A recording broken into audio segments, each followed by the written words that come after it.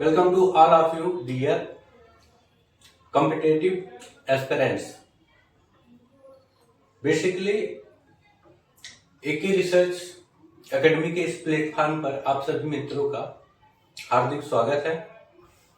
पिछले क्लासों में जो भी टॉपिक हमने देखे थे उसी सीरीज में इस टॉपिक में हम लोग देखेंगे चंपारण सत्याग्रह। क्या देखेंगे? चंपारण सत्याग्रह। अब ये सत्याग्रह क्या था, महात्मा गांधी जी की इसमें क्या भूमिका रही? क्योंकि महात्मा गांधी का सबसे पहला जो है सविनय अवज्ञा का यह पहला स्टेप था जिसमें उन्होंने जीत हासिल की थी। महात्मा गांधी दक्षिण अफ्रीका से वहां के अनुभव को लेकर आए और उन्होंने कैसे उस चीज को यूटिलाइज करना है भारत में, ये चीज का प्रयोग करना शुरू किया। यानी जब 1915 में 9 जनवरी 1915 को महात्मा गांधी भारत आए, तब उनका यह पहला जो है अहिंसा और सत्य के मार्ग पर चलने वाला पहला विजय का पताका, यूं कहिए सिंबल है। अच्छा, ये कहानी है उन दिनों की जब 19वीं सदी का प्रारंभ हुआ था। 19वीं सदी का प्रारंभ हुआ तो जो नील के बगान मालिक थे, नील के बगान मालिक, उन्होंने एक अनुबंध करवा लिया वहां के लोकल किसानों से।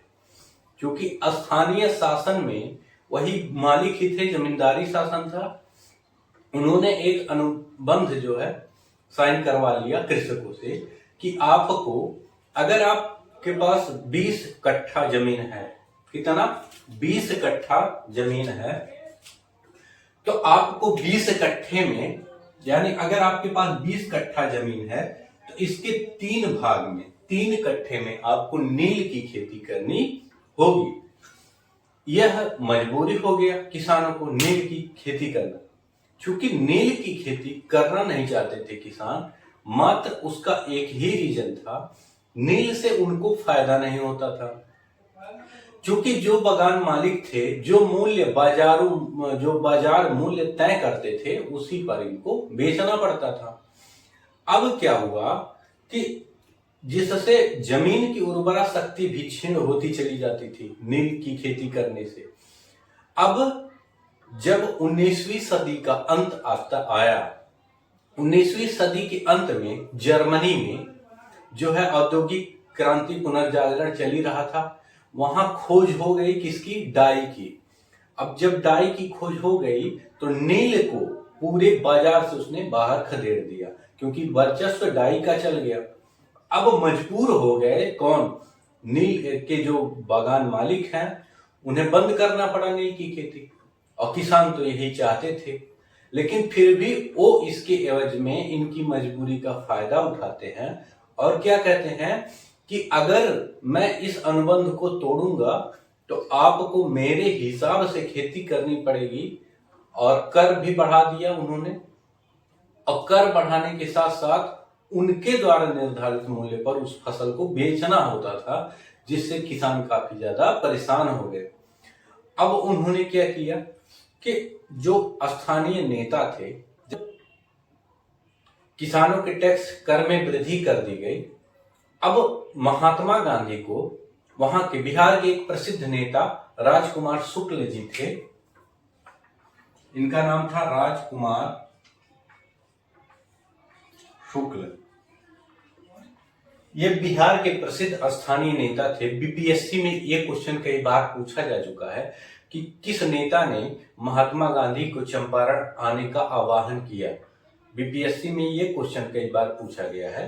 तो राजकुमार शुक्ल जी, उन्होंने ही क्या, चंपारण में महात्मा गांधी को आमंत्रित किया। यहां पर जब महात्मा गांधी चंपारण में आए तो डॉक्टर राजेंद्र प्रसाद थे, उसके बाद कृपलानी जी थे, और फिर ब्रजकिशोर जी थे।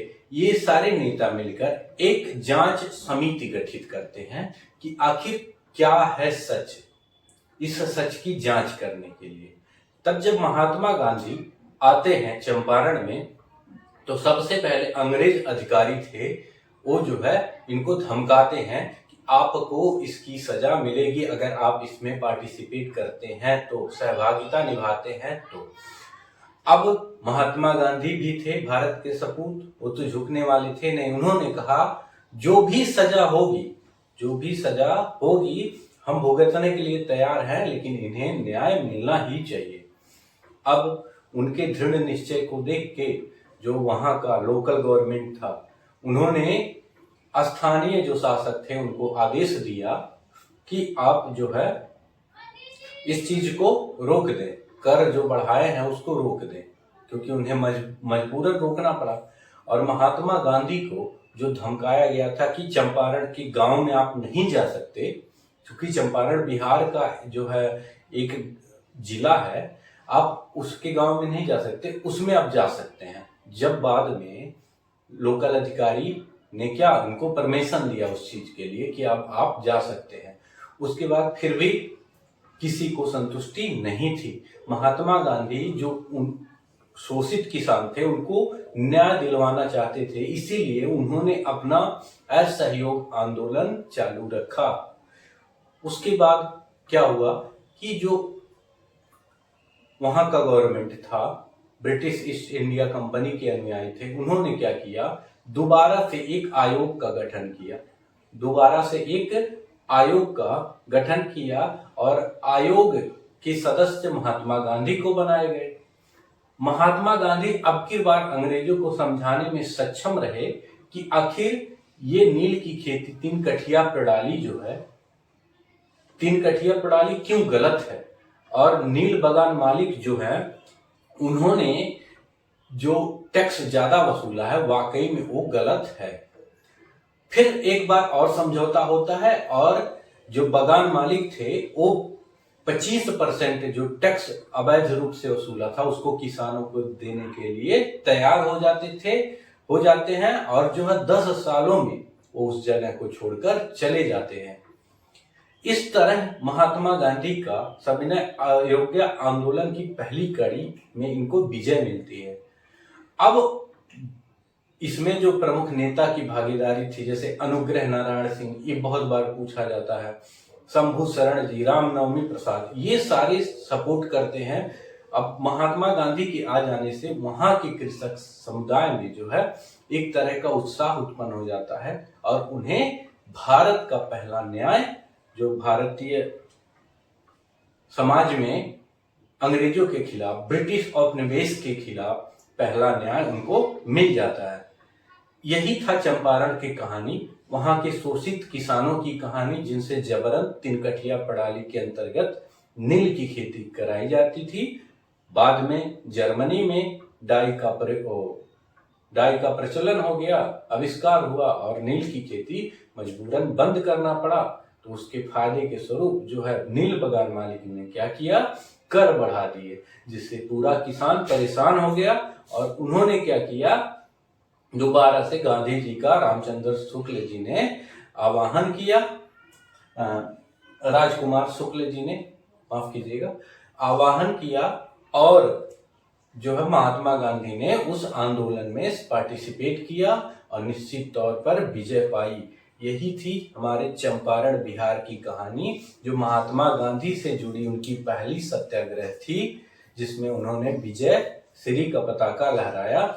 अब इसमें से क्वेश्चन क्या क्या आपका बन सकता है, चंपारण सत्याग्रह कब हुआ था, तो 1917 में हुआ था। 1917 में चंपारण सत्याग्रह, चंपारण बिहार का एक जिला है। कहाँ का जिला है, बिहार का एक जिला है। अब देखेंगे कि चंपारण, इससे कौन सा क्वेश्चन बनेगा, जब महात्मा गांधी अफ्रीका से पहली बार 9 जनवरी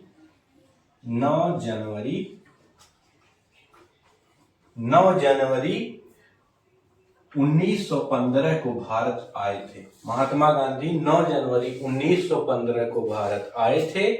उस समय जो है इन्हें बुलाया गया, किसने बुलाया, तो आपने देखा है राजकुमार शुक्ल जी ने बुलाया। किसने बुलाया है, राजकुमार शुक्ल जी ने।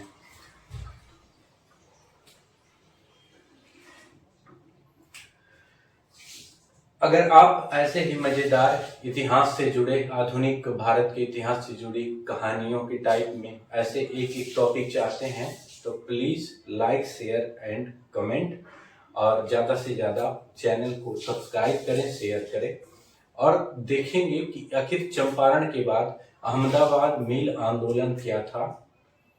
उसके बारे में अगली क्लास में हम लोग देखेंगे अहमदाबाद मिल आंदोलन क्या था, आखिर उसमें महात्मा गांधी की सहभागिता क्या रही। इसमें देख लिया महात्मा गांधी कब भारत से आए, उसके बाद क्या था।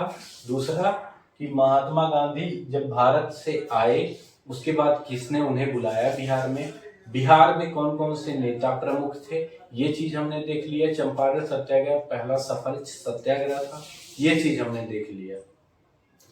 अब मेन बात पड़ता है कि मेंस में ऐसा कैसे क्वेश्चन पूछा जाएगा। तो पूछा जाएगा कि चंपारण सत्याग्रह जो महात्मा गांधी द्वारा प्रत्यक्ष रूप से भाग लिया जाने वाला प्रथम सत्याग्रह था, उस सत्याग्रह की सफलता ने महात्मा गांधी को औपनिवेशिक के जड़ों को हिलाने में और भारत को स्वतंत्रता के भारत की स्वतंत्रता का मार्ग प्रशस्त किया।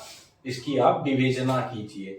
इस तरह से क्वेश्चन आपसे मेंस में पूछ जाएगा जो लोग यूपीएससी या यूपीपीएससी दे रहे होंगे। इसी तरह आप जो है अपना प्यार बनाए रखें। मिलते हैं अगले की क्लास में। जय हिंद, जय भारत।